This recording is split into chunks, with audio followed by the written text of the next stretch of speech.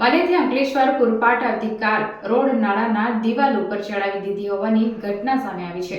Gujarat Guardian company અને કોન્ડ વચ્ચે બનાવ બન્યો હતો. નશામાં કે પછી રાત્રિનું ઝોકું આવી જતા કાર પૂરપાટ દિવાલ ઉપર ચડાવી દીધી હતી. કાર ચાલકને ઈજાના અહેવાલ ઘટના અંગે હજુ સુધી કોઈ ફરિયાદ નહીં.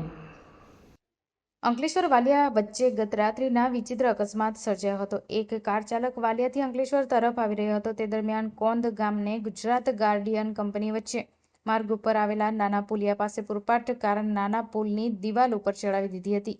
કારની સ્પીડ એટલી હતી કે રોડ સાઇડ ઉપર 2 ફૂટ ઊંચેની દિવાલ પર કાર એક તરફનો ભાગ ચડી ગયો હતો.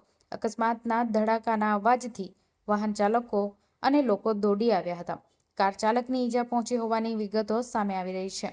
આ વચ્ચે ચાલક નશામાં હતો કે પછી ચાલુ કારે ઝોકું આવી જતા કાર રોડ સાઇડ ઉપર આવેલ નાળાની દિવાલ ઉપર ચડાવી દીધી હોવાની માહિતી સાંપડી રહી છે. અકસ્માત બાદ કાર નીચે ઉતારી લેવામાં આવી હતી અને રોડ સાઇડ ઉપર કરવામાં આવી હતી. કારનો આગળનો ભાગનો ખુરદો બોલી ગયો હતો.